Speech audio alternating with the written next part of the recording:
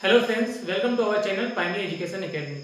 आज की वीडियो में हम पढ़ने जा रहे हैं चैप्टर नंबर 11 को। इसका नाम है इमारतें, चित्र तथा किताबें।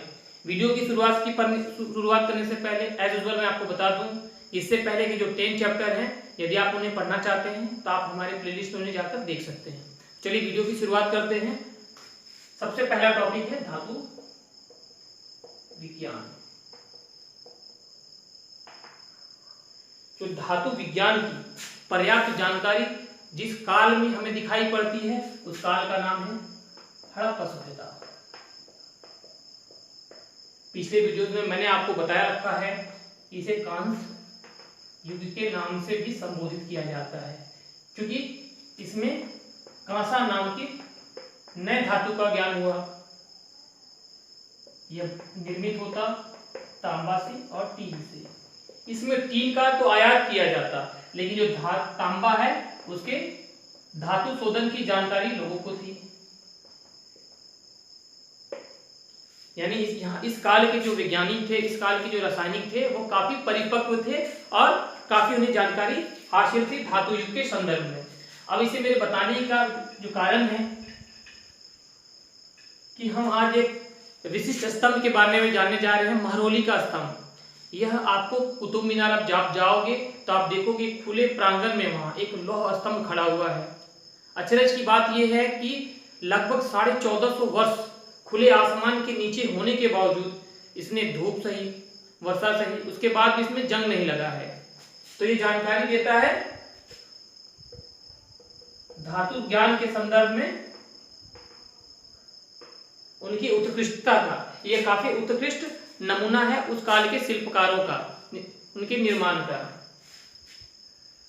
इसका जो निर्माण किया गया था, इस पर चंद्र नाम के शासक का अंकन है। तो ऐसा यह माना जाता है कि यह चंद्रगुप्त द्वितीय या विक्रमादित्य से संबंध रखता है। हम आगे बढ़ते हैं। हमारा जो अगला टॉपिक है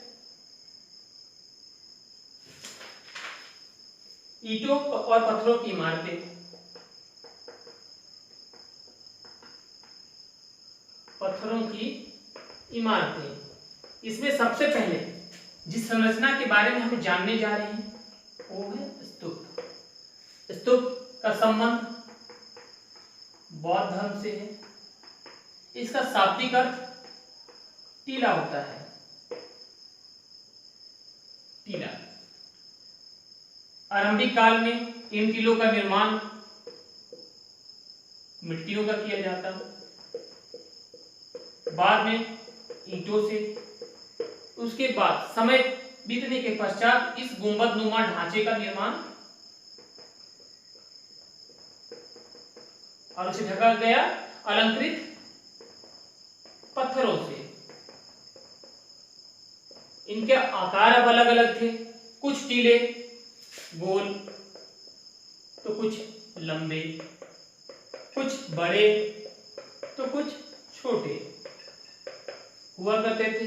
लेकिन जो एक इनमें समानता दिखाई देती है वो ये कि इसमें एक बक्सा था, एक डब्बा था जिसे कहा जाता धातु मंजूषा। इसमें बुद्ध एवं उनके अनुयायियों के शरीर के अवशेष रखे जाते, जिसमें उनके नाखून, उनकी हड्डियां, उनके राख तथा उनके द्वारा जो प्रयोग में लाई गई सामग्रियां, वस्तुएं थी, जैसे भिक्षा का पात्र होता वो, उनके खड़ाऊ, इसमें कीमती पत्थर, सिक्के, इन चीजों से यह भरा रहता था।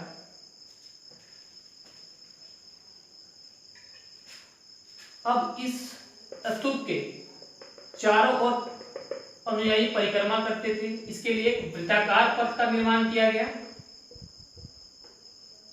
जिसे कहा गया प्रदक्षिणा पथ।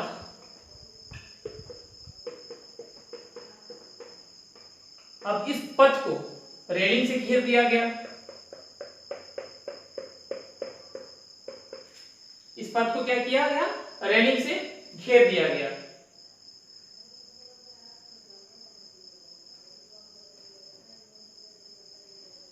जिसे नाम दिया गया वेदिका का। अब इस संरचना में प्रवेश करने के लिए बड़े बड़े प्रवेश द्वारों का निर्माण किया गया, जिसे नाम दिया गया तोरण। इन दिनों को अलंकृत करने के लिए मूर्तियों तथा चित्रों का सहारा लिया गया।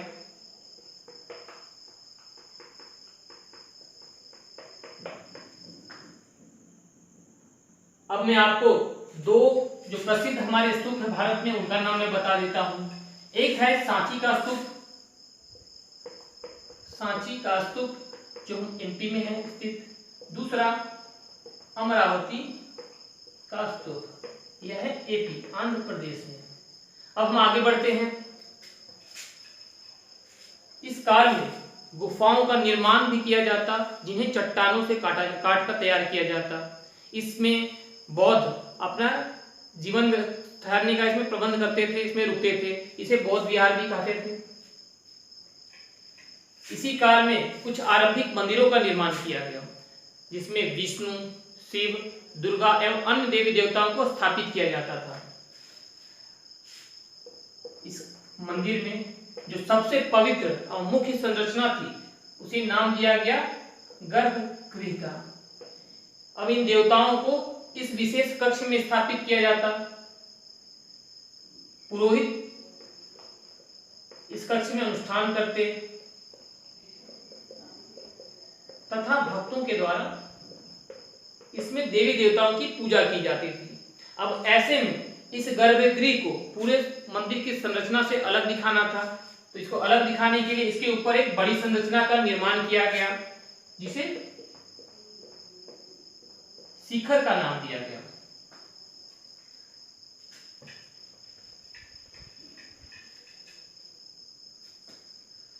अब हम आगे बढ़ते हैं। अब जो इसी मंदिर में एक और संरचना थी, मंडप। यह क्या था? सभागार, जहां लोग इकट्ठा हुआ करते थे, जहां लोग इकट्ठा होकर पूजा और अर्चना करते थे। हम अगले टॉपिक की ओर बढ़ते हैं कि स्तूप तथा मंदिर कैसे बनाए जाते थे। स्तूप तथा मंदिर कैसे बनाए जाते थे। अब इन मंदिरों को निर्माण करना, इन स्तूपों का निर्माण करना काफी खर्चीला था। कैसे? इनके लिए विशिष्ट पत्थरों की आवश्यकता पड़ती, उसे पहले खोजा जाता, फिर उनकी खुदाई की जाती, फिर उन्हें निर्माण स्थल पर पहुंचाया जाता, फिर वहां बड़ी संख्या में शिल्पकार मौजूद थे, उन्हें तराशते, इसके बाद इस संरचना का निर्माण किया जाता। तो एक बड़ी प्रक्रिया थी। ऐसे में इसमें काफी धन का व्यय होता। तो सिर्फ राजा, रानी, बड़े व्यापारी, लोहार, सुनार इत्यादि के द्वारा जो धन से काफी समृद्ध हुआ करते थे, इनके निर्माण की ओर अग्रसर होते थे। या फिर बाद के समय में यदि इन्हें श्रद्धालुओं या भक्तों से उपहार जो प्राप्त होता, वे इनसे इन संरचनाओं का, इन स्तूपों का सजावट किया करते थे। अब हम आगे बढ़ते हैं।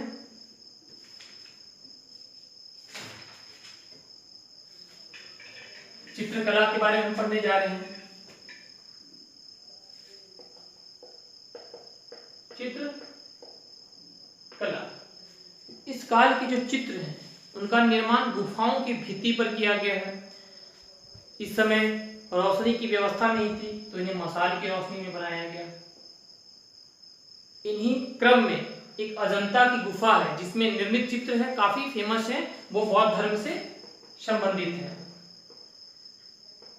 इनके जो अधिकांश चित्र हैं, उनका निर्माण बौद्ध धर्म से किया गया है, लेकिन इनके जो कलाकार हैं वो अज्ञात हैं, उनके बारे में कलाकारों का नाम अंकित नहीं किया गया है।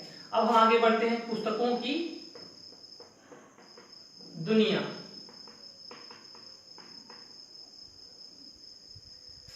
तो इस काल में अनेक महाकाव्यों का सृजन किया गया, जैसे तमिल महाकाव्य,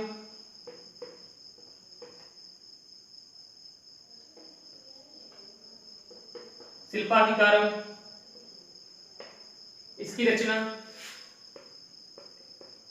इलांगो आदिकल नामक कवि ने की है।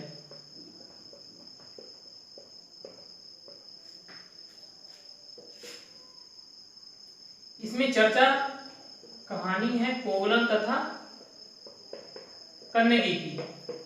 ये कोवलन नामक व्यापारी अपनी पत्नी को छोड़कर किसी नर्तकी के प्रेम में पड़ जाता है। फिर कुछ समय पश्चात ये दोनों अपने क्षेत्र को छोड़कर मदुरै की ओर प्रस्थान कर जाते हैं, जहां वहां के व्यापारी, वहां के सुनार के द्वारा इन पर चोरी का आरोप लगाया जाता है कोवलन पर, और राजा के द्वारा कोवलन को फांसी की मृत्यु दंड की सजा दी जाती है। तो इसके दुख में कन्नगी पूरे मदुरै का नाश कर देती है। तो इस कहानी की चर्चा है शिल्पाधिकारी में। अगला जो है मणिमेखले,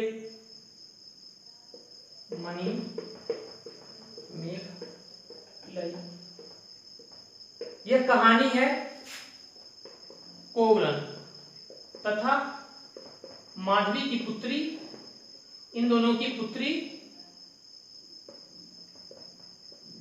के संदर्भ में है, मणिमेखले के संदर्भ में है। जो ये माधवी वही नर्तकी है जिससे कोवलन प्रेम करने लगा था। तो हम आगे बढ़ते हैं। आज हमें रामायण, महाभारत जैसे महाकाव्य जिस फॉर्म में दिखाई देते हैं, जिस रूप में दिखाई देते हैं, उसकी जो संरचना की तैयारी हुई थी, निर्माण हुआ था, वो इसी काल में हुई थी, लगभग 1500 वर्ष आज से पहले, 1500 साल पहले। आगे हम बढ़ते हैं। मैंने आपको बता रखा है पहले भी कि कालिदास अपने जो रचनाएं हैं उनका निर्माण संस्कृत भाषा में किया करते थे। अभिज्ञान शकुंतलम के बारे में आपने सुना होगा, मेघदूतम के बारे में सुना होगा, और मालविकाग्निमित्र मित्र के बारे में आप लोगों ने सुन रखा होगा। तो ये सारी कालिदास की रचनाएं हैं।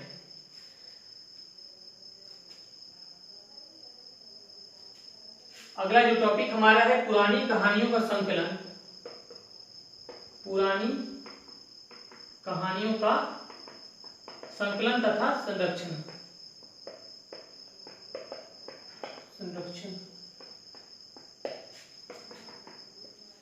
इस काल में बहुत सी पुरानी कहानियां जो चलती आ रही थी उनको संकलित किया गया तथा पुराणों का संकलन किया गया। तो ये पुराण वेद से ही के बाद के काल के हैं और वेद से ही संबंध रखते हैं। तो जैसा कि हमने पिछले वीडियोस में देख रखा है कि वेद को पढ़ने की एवं सुनने की अनुमति शूद्र एवं महिलाओं को प्राप्त नहीं थी, लेकिन इस काल तक आते आते उन्हें पुराणों को सुनने की अनुमति प्रदान कर दी गई है। अब इन पुराण में विष्णु, शिव, दुर्गा, पार्वती तथा अन्य देवी देवताओं से संबंधित कहानियां मौजूद थी, जिनका वो श्रवण किया करते थे। आम लोगों के द्वारा भी इस काल में कहानियां रची जाती, नाटक खेले जाते, कविताएं रची जाती। आपने पंचतंत्र का नाम सुना होगा, उसमें देखना आपकी छोटी छोटी कहानियां मौजूद होती हैं। तो इसके जो लेखक थे वो आम लोग हैं। ये छोटी छोटी कहानियां निर्मित करते थे वो, जिनका संकलन किया गया पंचतंत्र में। अब विज्ञान की किताबों की बात हम करते हैं यहाँ पे। तो इस काल में आर्यभट्ट ने आर्यभट्टियम नामक पुस्तक की रचना की है। उसमें इन्होंने बताया है कि जो दिन रात होता है वो सूर्य के मूव करने से नहीं होता, सूर्य के घूमने से नहीं होता, अपितु पृथ्वी अपने अक्ष पर घूर्णन करती है। पहला ये। दूसरा, इन्होंने ग्रहण से संबंधित जो वैज्ञानिक तर्क थे, वैज्ञानिक जानकारी थी, वो प्रस्तुत किया है। तीसरा, वृत्त की जो परिधि बताई है इन्होंने, वृत्त की परिधि निकालने का तरीका बताया। यह तरीका आज भी तर्क संगत है, आज भी तार्किक है।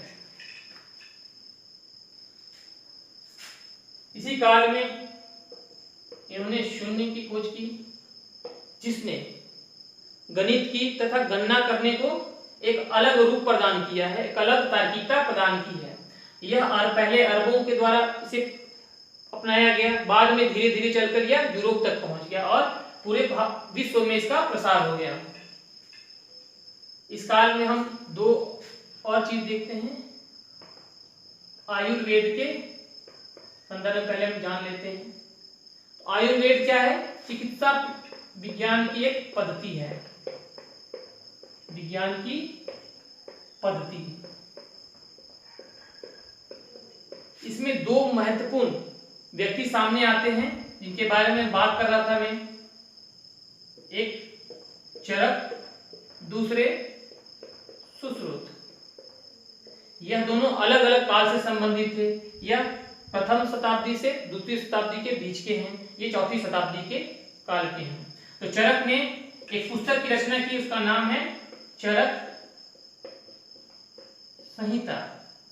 इसमें जो इन्होंने मुख्यतः बताया है, जिस पर इनका मुख्य जोर रहा है, वो औषधि शास्त्र पर।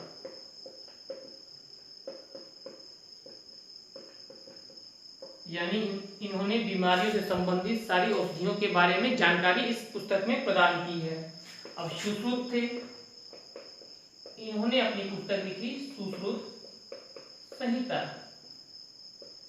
इसमें इन्होंने शल्य चिकित्सा विधि यानी ऑपरेशन करने की जो विधियां हैं उनके बारे में इन्होंने जानकारी दी है। तो बस आज के वीडियो में ये हमारा सारा 11 चैप्टर था वो समाप्त होता है। लेकिन एक जो चीज है पिछले क्लासेस में छूट गया था, मैं वो आपको बता देता हूं, षड दर्शन के बारे में।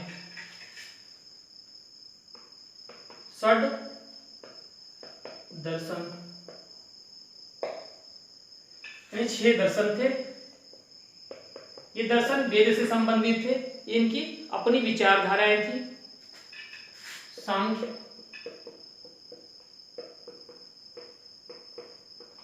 कपिल, न्याय, गौतम, वैशेषिक,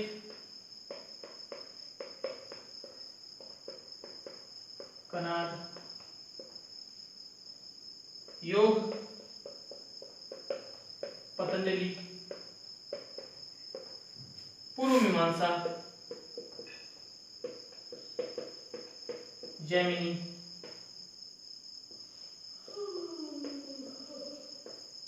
उत्तर मीमांसा या वेदांत, बादरायण। ये 6 दर्शन थे। अब आप इन्हें अपने ट्रिक से याद कर सकते हैं।